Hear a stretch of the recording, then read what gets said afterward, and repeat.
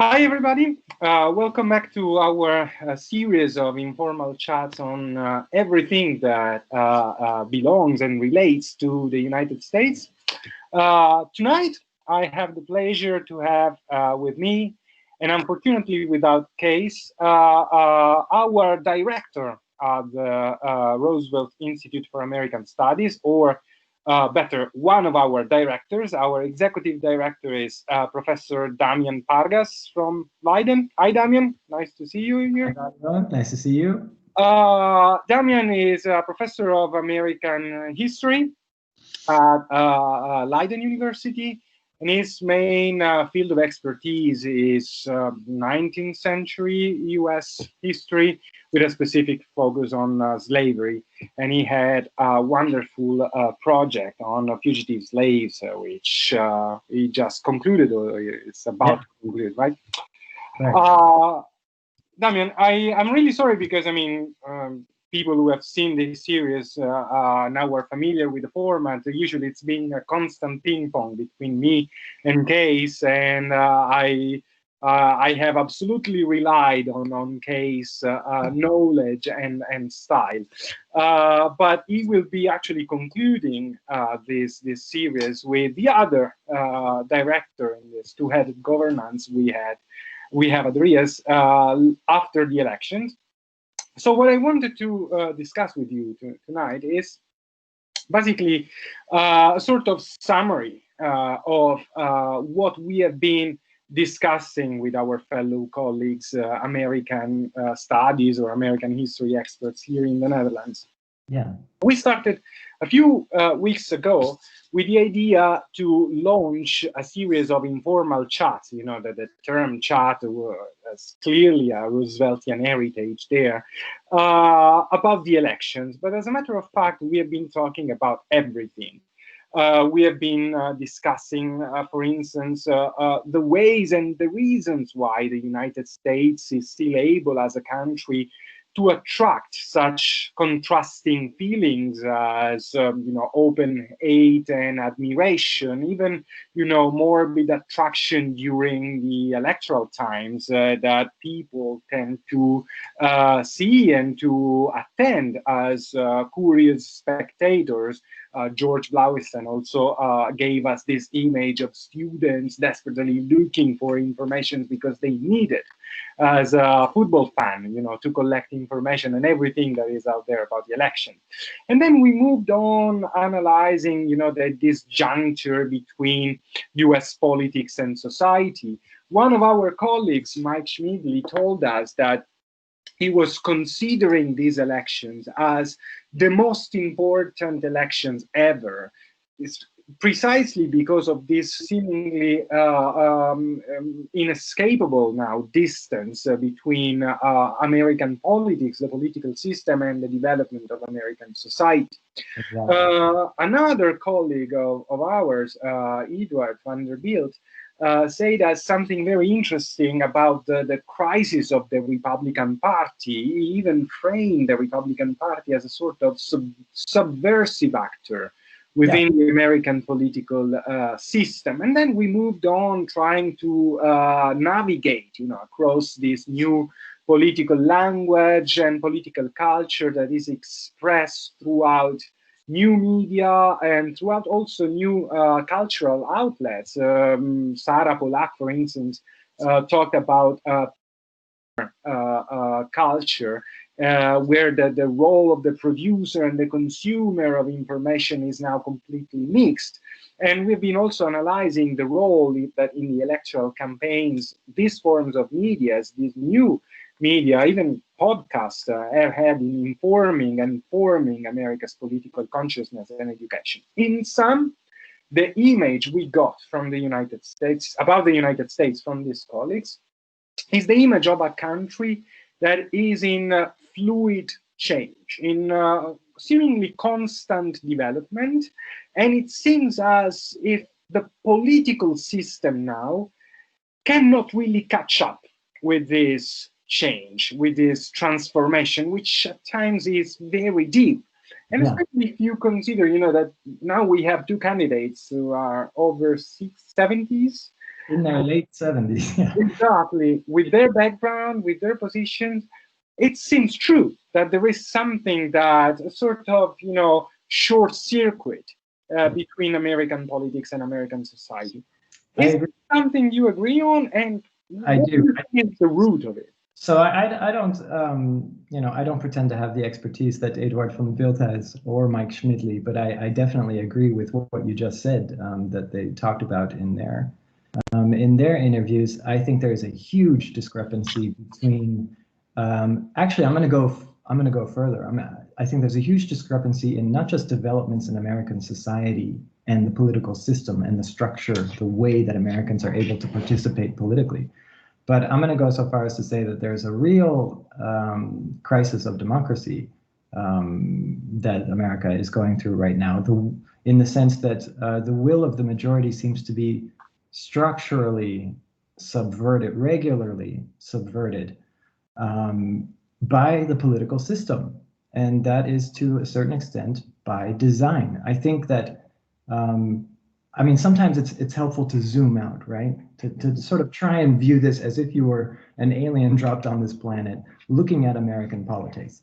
One of the things that is striking about American democracy at the national level, certainly, is that it doesn't look very democratic. I'm going to go that far. I know that sounds provocative, and I hope it sounds provocative. But one of the problems with American democracy is that it's not very democratic.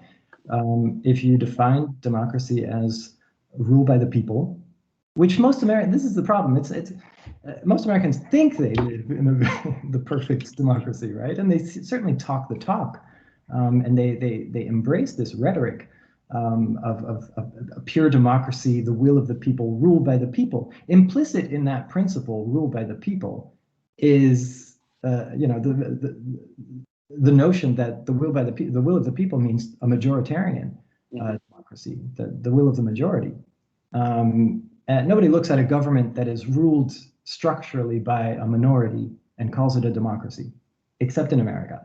In America, this happens regularly, and we still call it democratic. It has certain flaws. There are certain obstacles. That's not the way it was supposed to be, but somehow it turned out that is the way it was supposed to be. The American Constitution contains many checks on democracy, and they were called checks on democracy. That is indeed how the founders intended it in the beginning, and that made sense in their world. In the late 18th century, post-revolution, the idea was literally to empower the few and weaken the many. That was one of the reasons that there are so many checks and balances within the American political system that have survived to this day, because they still use the same constitution. But the idea is to sort of prevent, the idea is to insert checks on majoritarian rule within the political fabric, right? That's the system of American government that they have. The original notion is the president is not elected by the majority of the people. He's not elected by a popular vote. He's elected by an electoral college, which back then was appointed by the state legislatures. It's still appointed by the state legislatures. But the idea was that there has to be some kind of check on the majority rule, right? The majority will. The Senate, again, does not reflect the popular will or the will of the majority. The Senate is meant to sort of balance the states that have few residents with the states that have a lot of residents.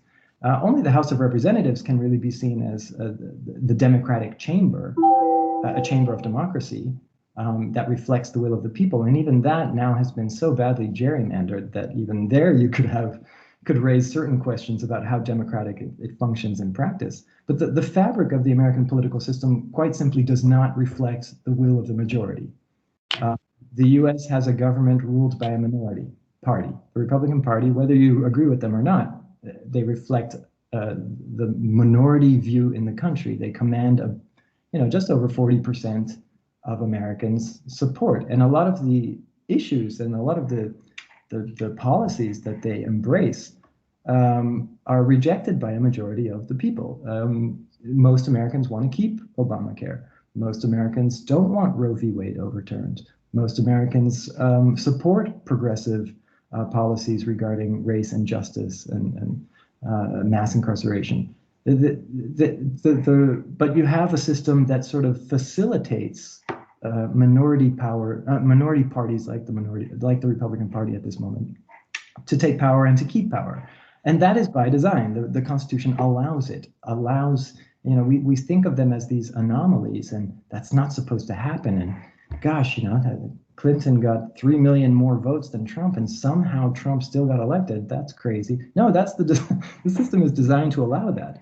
And I think that because the Republican Party seems to be, the policies embraced by the Republican Party seem to be out of step with the majority will, seem to be out of step with these changes in society and the changes in what the majority of the population wants. I think Americans have to think long and hard about constitutional reform if they want their democracy, so-called, to reflect the will of the majority, because right now they don't have it. And even if Biden wins next week, this is a structural problem that will keep coming back again and again. In the last 7 presidential elections, the Republican Party won the popular vote once, only once. And yet they won the presidency 3 of those elections, and held the White House 12 of those years. You have a system that is designed not to necessarily reflect the will of the people. And so I think that causes a lot of frustration in the United States right now, because they still sort of talk the talk that they live in this democracy, and that the polls show that if only everybody gets out the vote, that Biden will, well, that's not necessarily going to happen. And it's by design. The Constitution is not meant to facilitate majoritarian democracy. It's meant to sort of control, provide checks on what back then were feared to be the impassioned, emotional, illogical will of the masses, right? Which may have made sense to the elite back in the 18th century, but right now it doesn't seem to be functioning very well. Americans are consistently frustrated with a political system that almost by design thwarts the popular will. I think that's a major challenge for American democracy right now.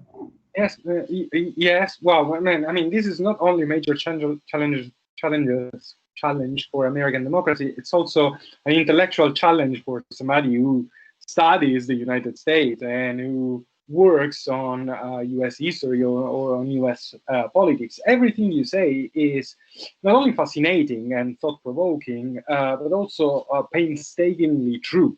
But it challenges, something that has become progressively a sort of common wisdom, even among historians, right? That it's not by design that we have this sort of disjuncture or malfunctioning of the U.S. democratic system, but it's been rather the process of dismantling powers and checks and balances that people may, trace back to Reagan, for instance, or even to Kennedy, or the failed success of the Great Society, or even the failed transformation of the New Deal. But what you say is something deeper, something that is structurally inherent to the very architecture of the American political system. Then my question is, how do we change it? Because something that is the product, the result of a change, of a political move, like Reaganism, the attack on big government, can be changed through reform by adopting another vision. But something that is inherent requires, changing the foundation of the system in a country where the Constitution is not only the main piece of legislation, but is actually worshipped as a symbol of national unity. So do you think that this contradiction is in the end something that Americans can solve? I don't want to depress our viewers. So no, please do. I'm going to try and keep it civil here. The short answer to your question is no, I don't think they can solve it. at least not right now. So I don't believe that next week will change anything to these structural problems. Whoever, even if if indeed a blue wave sweeps the government and Democrats control both the entire Congress, both houses, and the presidency, no, I do not believe that that they can easily reform the system. I can tell you what they could do to make the system better reflect the will of the majority. But these are things that, again, are constitutionally, but again, by design, so difficult to get rid of that you would need the support of the opposition party in order to get rid of them. So you would need the support, opposition, I mean the minority party, so Republican. You would need the support of Republicans and Democrats in order to do this. And this is the other major challenge to American democracy right now. The Republican Party, and I know this sounds provocative, but I'm trying to be as objective as possible here. The Republican Party quite simply does not support democracy, period. Not in its current makeup. That's not to say they never did, but certainly right now, I think if the last 4 years have showed us anything, it's that the Republican Party does not believe in democracy. They have their election campaigns at the state level and at the national level especially are based on voter suppression, disinformation, stitching together the narrowest of victories through the Electoral College, which in and of itself is sort of an anti-democratic check on the popular will. These are not people. This is not a party that has any interest in or has demonstrated any commitment to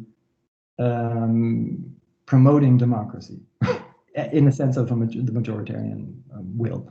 The Republican Party policies do not command a majority support from the majority, and instead of trying to sort of try to repackage their messaging, instead of trying to reach out to win a majority of popular opinion or a majority of the votes, their entire strategy is based on depressing the vote, voter suppression, confusing people, getting people to not trust the system so much that they stay home. This is a party that literally says we don't want everybody to go out to vote. If that's the case, then the chance of democratic reform at the national level is zero. Not in this. You're never going to get the support of a Republican Party that literally does not believe in democracy to support something like facilitating majoritarian democracy. You're not going to get them to agree to abolish the Electoral College for presidential elections, right? Because the Electoral College is the only way they'll ever win. So not in the current setup, I don't see that happening. And I think that I even want to go, I realize I'm being a little bit provocative here. I want to underscore this point. The Republican Party does not believe in democracy, period. But the structural problem is even worse.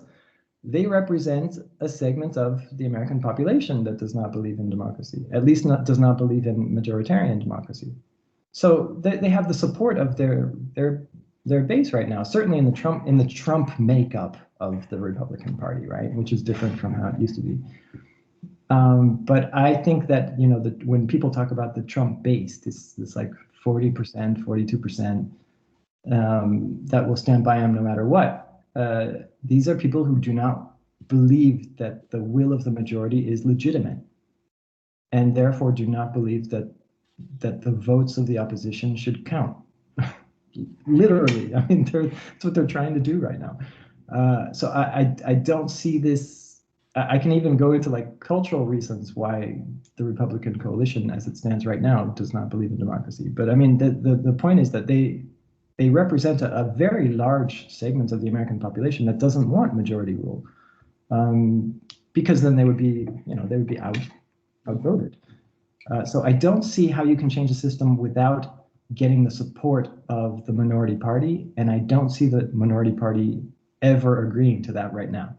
Yeah, but that's the very difficult catch-22, because on the one hand, I agree, part of the Republican Party, perhaps the majoritarian party of the Republican Party, is really subversive and an anti-democratic component within the system. But in the end, they justify and they base their own decisions and moves on the Constitution. So they claim to remain within the constitutional compass. So democracy becomes the justification to their own action as well.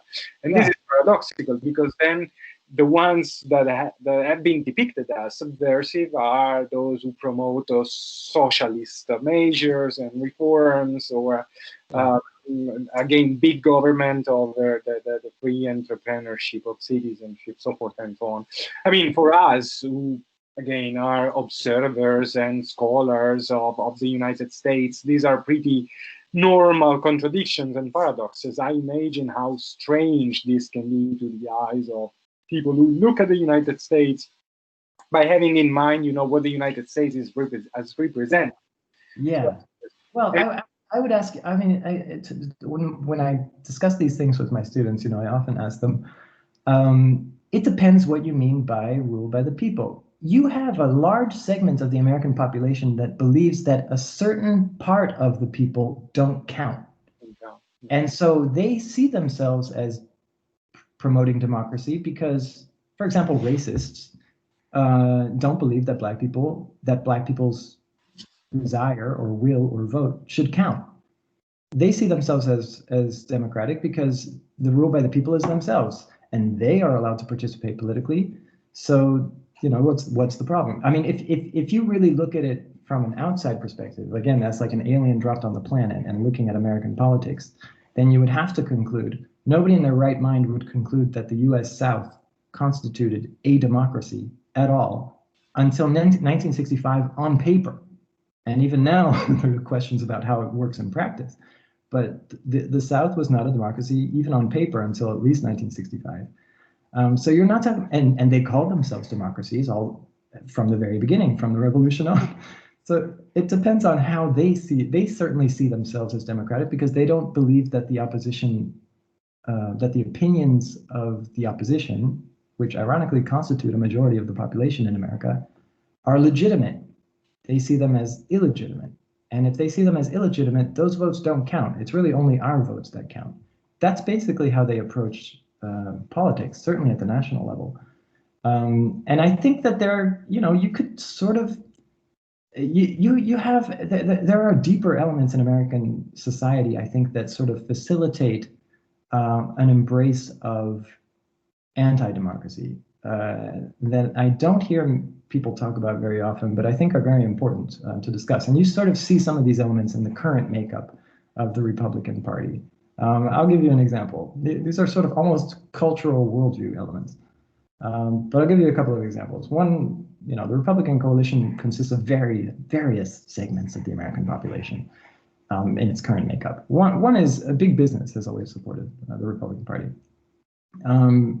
Nobody in big business plays by the rules. None of them. They are trained from university on, and sometimes even before that, they are trained to win. And if you have to slit the opposition's throat, you win. That's what big business is all about. They don't pay taxes. They don't play by the rules. They don't follow regulations. They cheat. Big business is all about subverting the rule of law, right?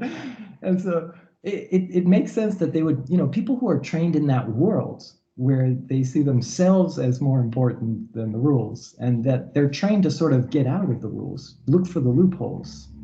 Trump is a great example of this, actually. Trump himself is the most extreme example of somebody who's comes from that world of big business where the idea is never pay taxes, never follow the rules, threaten the opposition, sue people to death, cheat in order to, cheat on your statements in order to get loans that you otherwise wouldn't qualify for. These are people who function in a world where playing by the rules is not helpful, and they're not trained to do so. They're trained to win, right? And so if that's the case, then why wouldn't that translate to the political sphere as well? These are the people who dump millions and millions and millions of dollars into the Republican Party in order to spread disinformation and get, contracts and deregulation in return, right? You would almost expect big business voters or people who are in that world not to really care if the Republican Party is trying to suppress the vote, that's what big business does. You lie, you cheat, you spread disinformation, and hopefully you get a buck out of it in the end. So big business, it's like, if you look at big business, you're like, there are some in their worldview, there are some anti-democratic elements in the way these people operate just in their businesses. There isn't a single company, major Fortune 500 company in America that looks like a democracy. They're all run like dictatorships, right? And there's been plenty of scholarship on that. So then why wouldn't they translate that to the political arena as well? You look at another segment of the Republican base as it stands right now, and also kind of understandable where this is coming from. But what people talk about, the Trump voters, the disaffected, white, non-college educated men especially. And these are people who are frustrated and they're desperate. These are the people who have been left behind in America, whose wages have not gone up since the 90s. These are people whose standard of living has actually gone down. These are people who have not been served well by neoliberal politics since the 1980s, and whose jobs have been shipped overseas, and who feel betrayed by America. These people are angry.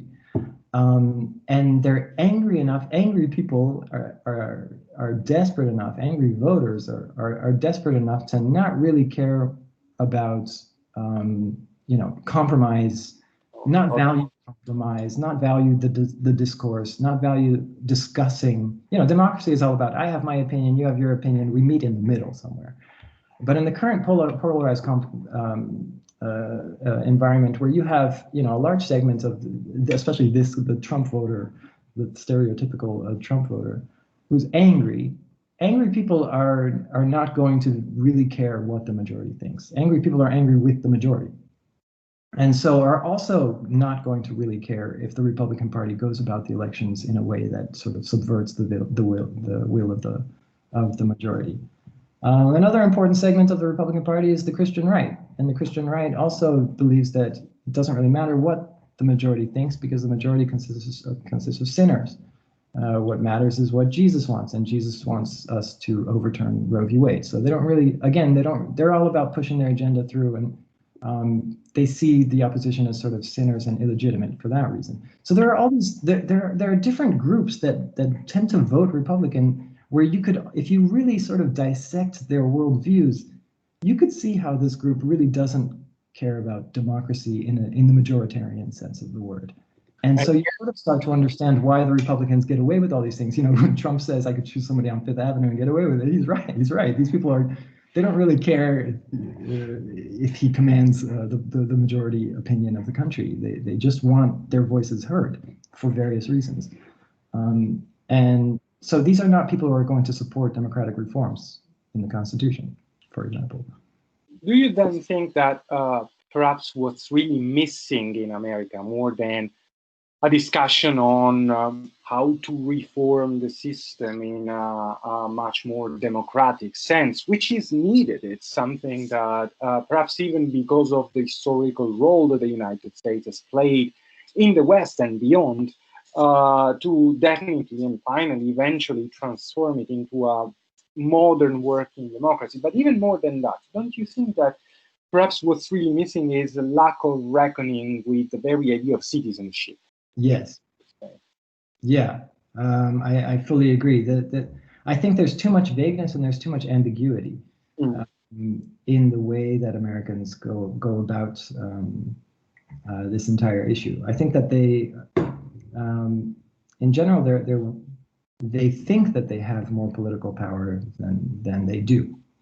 And the way that they, when you talk about citizenship, I mean, I think you're talking about political participation, right?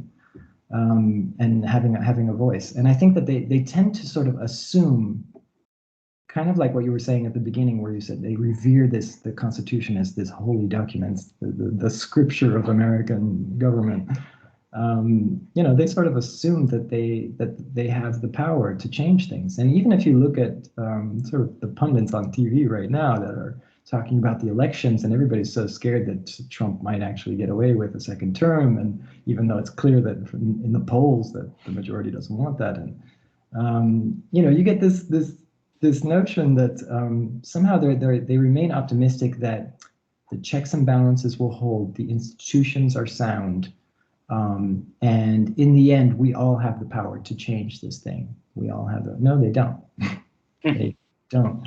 And so I think overestimate, the political powers and privileges that come with their citizenship. This is very much related to what I wanted to ask you before, because you're saying basically that America is suffering from several structural flaws, and Trump and what Trump represents are just the ultimate product of these series of short circuits that are, again, inherent to the system itself. Then how can we explain Obama? Yeah, Obama commanded the majority public opinion, and was punished for it 2 years later. But no, that was it. I'm not saying that the minority party always rules. In fact, usually it doesn't. I'm just saying that the system is such that it allows a minority party to take power and force the will of the minority, a very large minority, but still a minority, down the throats of the majority. And that this is what's causing so much frustration and disappointment and disaffection in America right now, that the majority is being forced to swallow things that they feel they shouldn't have to swallow because they're the majority. Yeah, I see this dynamic. That's what you ask for. If you have the American Constitution the way it is, that's what you're going to get. This can happen, and it does happen.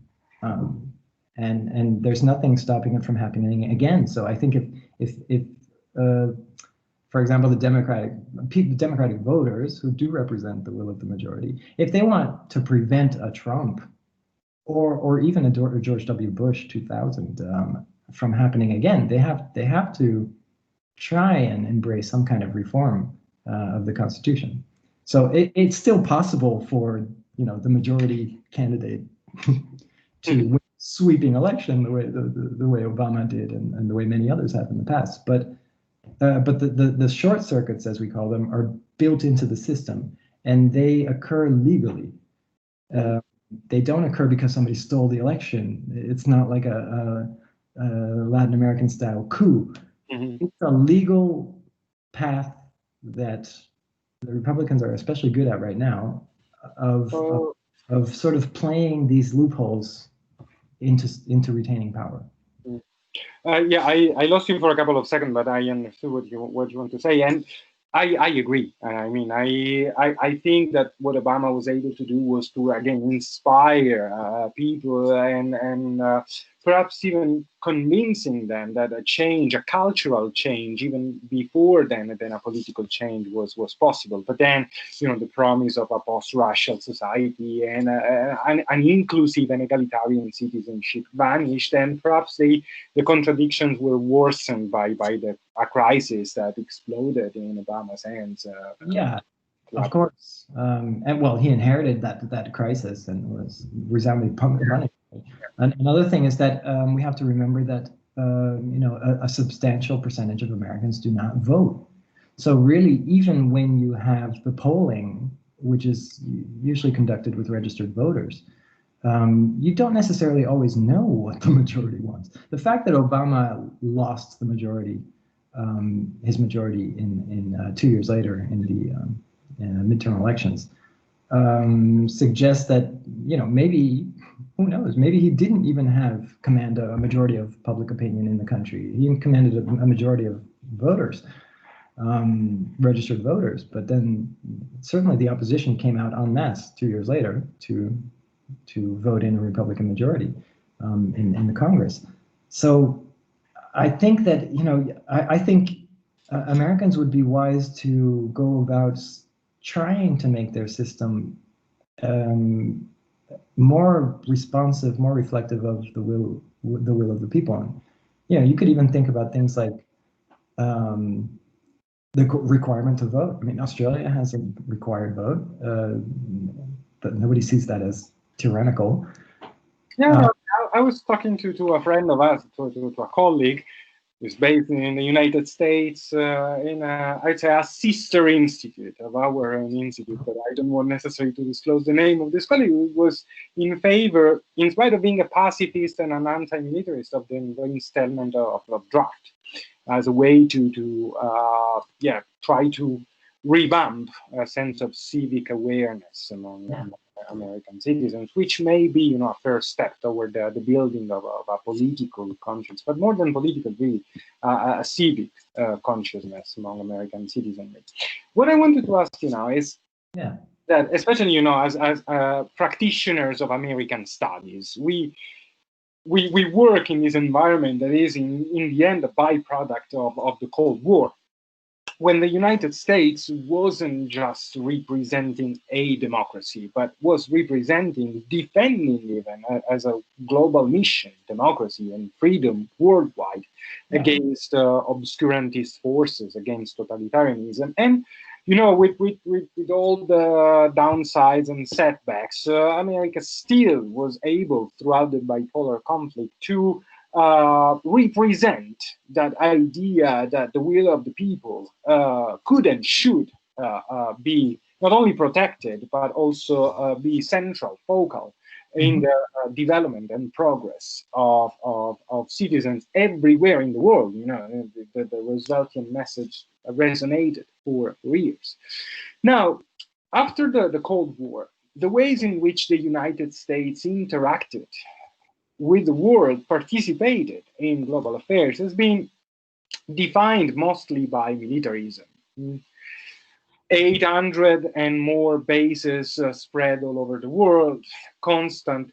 Sorry, it's been defined by militarism. Militarism, yeah.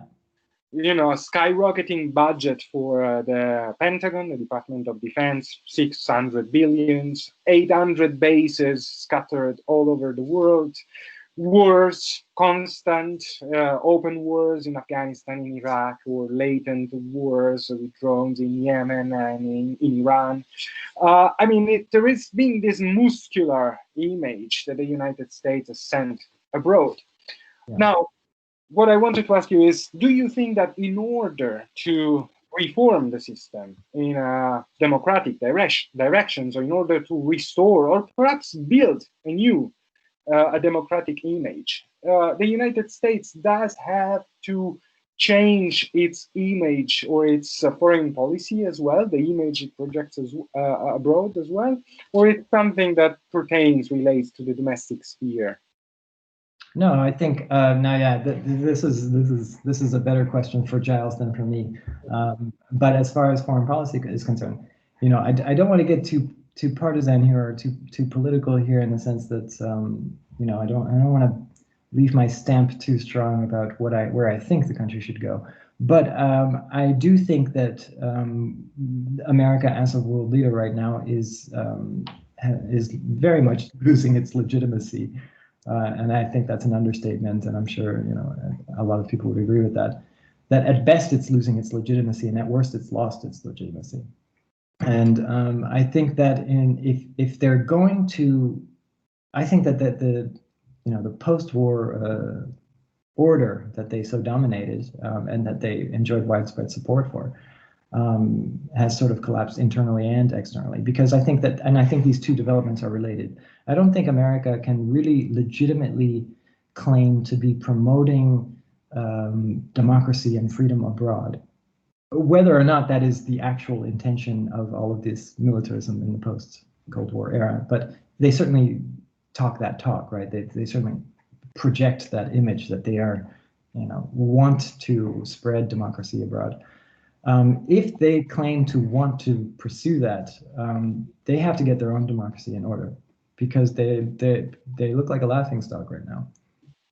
And I think it looks hypocritical to the rest of the world, and rightly so, because they had this problem. To be fair, they had this problem during the Cold War itself. The Soviet Union was made relentless fun of the fact that they were supposedly promoting democracy abroad when they had, the southern states were not democratic at all. They had the Jim Crow segregation. Yeah, the difference was that they could still use the ideological weapon as a scapegoat. They could say, well, this is communist propaganda, and they could easily dismiss that, even if there was truth behind it, as propaganda, as the action of an opponent. But nowadays, the emperor wears no clothes anymore, because it's easy to uncover vividly all the contradictions of U.S. democracy. You know, well, look at what's happening with Black Lives Matter. You know, and this Yeah. national solidarity. Yeah. So the thing is that by doing so, what is at stake now is the credibility itself of democracy and freedom, which the United States. Exactly. I think that's a really important point, because I think that what's at stake right now is not necessarily America's version of democracy or America's legitimacy in promoting democracy, but the legitimacy of democracy, period. And you sort of see this. I mean, this has been something that has been on scholars' radar for the past few years now. That this sort of rise of anti-democracy around the world as a legitimate alternative to democracy. And the more the West, especially the United States, bungles its own democracy or appears to bungle its own democracy, the more legitimacy that lends to these more anti-democratic societies. Russia being a good example, where Putin very clearly points to the United States and sort of laughs it off as, this is what you get if you want real democracy. This is look at the United States. Look at their democracy. Mm-hmm. Look at the riots and protests. Look at how their system doesn't function. It sort of serves the propaganda needs of autocrats, and that's definitely not where you want to be foreign policy wise. You don't want to be lending credibility to autocracy elsewhere by bungling your own democracy at home. So I think that the need for reform at home is even more pressing because of that. It's not just pressing because society, the government needs to sort of change and move with the times and better reflect the will of the majority. But I think if America is going to have any standing in the world order, that they have to have that credibility, which they do not have right now. Do you think? I mean, now it's clear that as teachers and educators about the United States, we have the mission perhaps to debunk the myth of America's democracy, right? I mean, you told us that we have to start teaching our students that the United States is not a democratic country. It's never been a democratic country, which is good. But democracy, but not as okay, that we need to qualify America's democracy. And I know that you are qualifying it with a new research project on for instance, racial democracy, right? Yeah. Yeah. And I honestly think that when you start qualifying democracy, it's not a democracy anymore. Exactly. I was waiting for you to say that, because I'm afraid that these things may appear too radical or too audacious to propound, but that is exactly what I'm saying. When you can qualify a democracy, institutionally. You can talk about a monarchy or a parliamentary democracy, but if you start qualifying it racially, ethnically, geographically, or in terms of limited citizenship, then it stops being a democracy. Is this the kind of objective of aim that you want to achieve with this project? I certainly take no pleasure in calling the American political system not democratic. Mm-hmm. So it's not that I want to bash the American democratic system, but I do feel the need to step outside of that world and to step outside of that culture and just call it the way I'm seeing it. And I don't see a democracy when I look at America. I see something with democratic elements, but I also see something that lends itself to being exploited by a minority party. And right now, that minority party is especially destructive. And is sort of gutting the institutions, as you can see.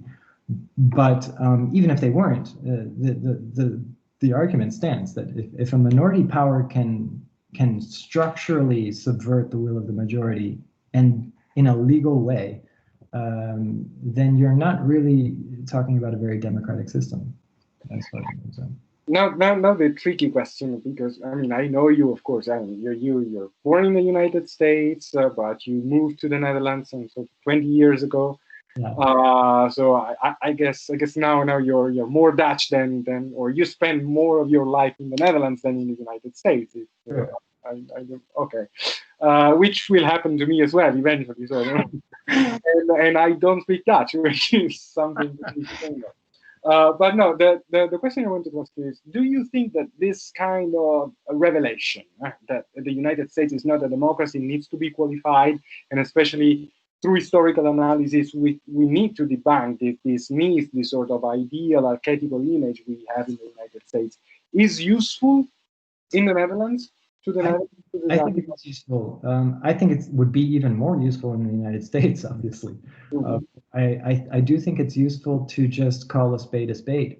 And the reason for that is because, you know, if we continue to think of American democracy as somehow a Western Hemisphere version of European Western parliamentary democracy, so like an English-speaking version of Dutch democracy, we totally misunderstand the system there. And I think a lot of, you know, we've talked at RIAS, we've spoken with many foreign policy experts, including Dutch foreign policy experts, who come to us, or who you've given talks to, or even classes to. They want to understand what's going on.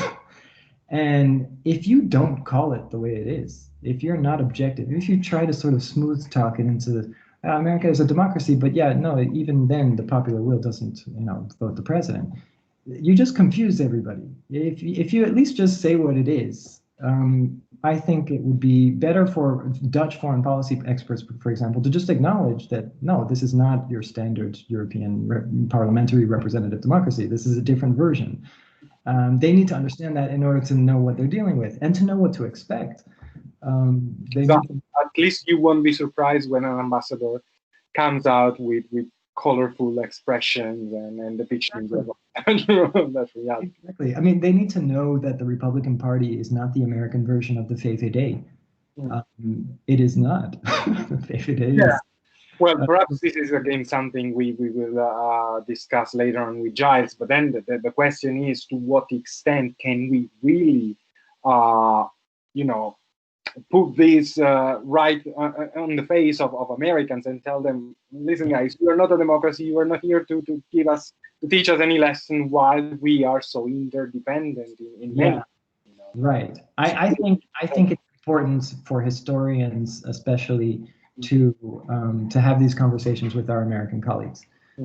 I think it's good to plant the seeds, you know, with our own students, just by engaging in these types of conversations that I'm having with you. I have these conversations with my students, and, you know, they are the future foreign policy workers of this country. And so that you know, it at least gets them thinking. In America, I think it's even more crucial, obviously, because they're the ones who are going to have to reform the system if they ever do. To plant these seeds and to shock them by using these kinds of words, to shock them into understanding what is happening in their country. Because I think if you talk to the average American, and I do on a regular basis, they don't see the forest for the trees. They somehow think that if next week, if Biden wins, things are going to be okay again, that this whole nightmare will be over. That's not the case. The problem is structural. And I'm really tired because I study the South, you know, and I'm you know, I have to sort of, I make a point during conferences and stuff to underscore that the South was not a democracy until 1965. If we don't call South Africa a democracy until 1994, there's no reason to call the South a democracy until 1965. And if by shocking people by saying this, like the South, for example, does not have a very strong history of democracy, or a strong tradition of democracy. It has not been a democracy for very long. How come we can have these conversations about other countries, but we can't have them about the United States? It has repercussions for the current political situation. There is a twofold, I think, level of discussion here, because, you know, academically speaking, this is crucial, because, you know, in spite of all of this, too often American studies, scholars, pundits, experts, practitioners tend to have this celebratory view of America's inclusivity, of America, of the American dream that is resilient, of America's reformative spirit.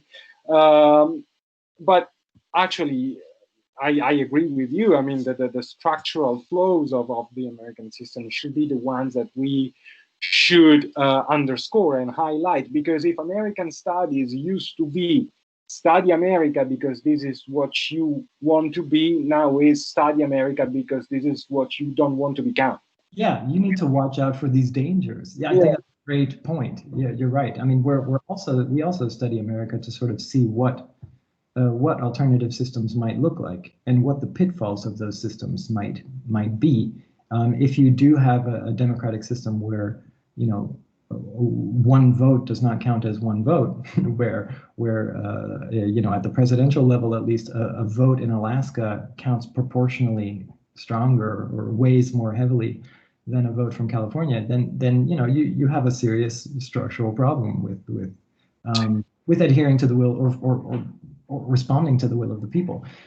So I also see the current American situation as a sort of a warning for, you know, for other countries. I mean, just to tell you, you are not alone. I was reading this exchange that happened actually on Twitter between two important scholars, two important historians, one historian of the progressive era and another historian of America's radicalism or radical traditions. And the historian of the progressive era was saying that the appointment and confirmation by the Senate of the new justice, the Supreme Court, was like a symptom of the failure of the Democratic Party, the long tradition of failures of the Democratic Party.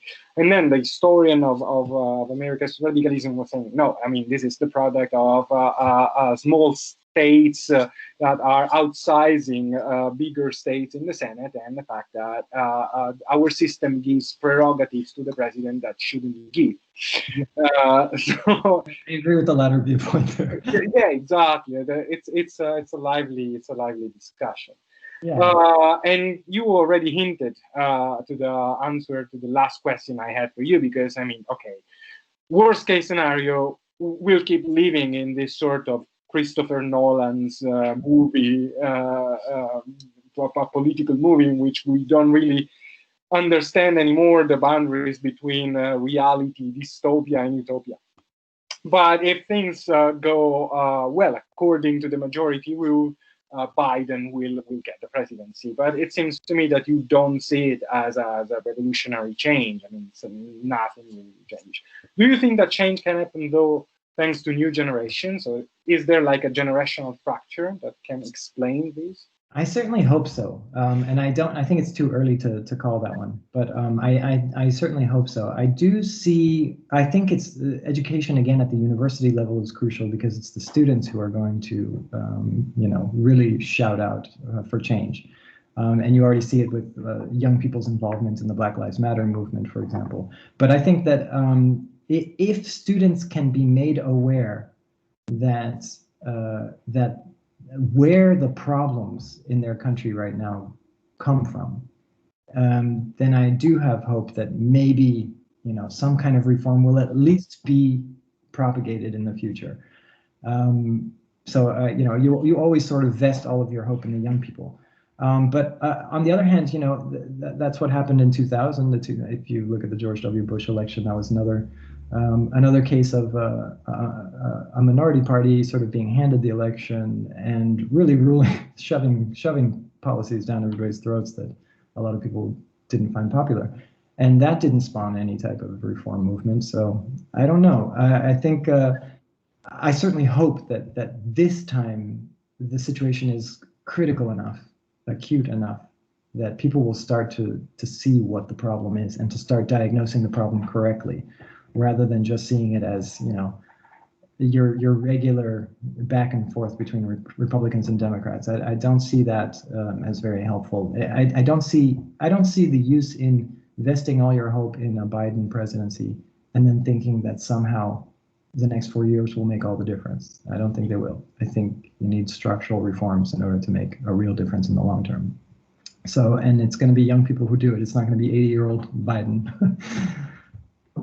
So it's all the way more important to be on YouTube to try to mobilize youngsters. I have these discussions with my students, and I'm happy to hear them, to see them wake up when I say these things. And I do it not just to be provocative, but to really, I think sometimes you really need to sort of hit people with or dump some cold water on people in order to make them see what's happening. So I hope that's helpful to young. Yeah, I will surely show my students parts of this interview in the future. It's all they need. The alternative, I do want to make this statement before I'm, blacklisted as a partisan observer. It's quite possible that Americans are fine with the system. If they don't want to reform the system, and if they do want to keep a system that regularly malfunctions or that regularly throws the minority party into power, and maybe there are arguments to make, then that's the system that they will have. But so I'm not saying they have to reform or they're idiots if they don't reform. I'm just saying I see them very frustrated right now, and that's the reason. So if they seem to want reform, and if they want reform, they need to reform it at its root, not just. What I'm personally concerned about is the fact that America outgrows America. The implications of America are global. Yeah. So maybe American citizens are okay with that, but I mean, my wife used to say that we should all vote for the American president. I've heard this before. Actually, I heard that back in the Bush years. So I think in 2004, right after the invasion of Iraq, that was so unpopular in the rest of the world. And I was a student back then here, and in the Netherlands, and I remember a student saying during class, you know what? I think Iraqis should have a vote in the presidency because it's the rest of the world is so heavily affected by the American democratic system, and there are good arguments to make for that. Yeah, but this is one of the images I always use in my classes. There is this beautiful frame from Futurama. I don't know if you know the cartoon. Yeah. From the creators of The Simpsons, where there is like an alien invasion to the Earth, and so the face, actually the head of President Nixon, is summoning the masses, and on his back there is an American flag with the world instead of the stars. Nice. Is a great way of showing America's self-presentation to the world, and also the world's idea about the United States. It's complicated now. Yeah. Damian, thanks a lot for this exchange. Thank you. I hope I didn't shake things up too much. Oh, sure. I mean, you surely made me happy. I don't know if the FBI or CIA will knock on your door tomorrow. Be blacklisted. My phone is tapped. Everything. Thanks a lot, man. Thank you. Thank you, Dario. Cheers.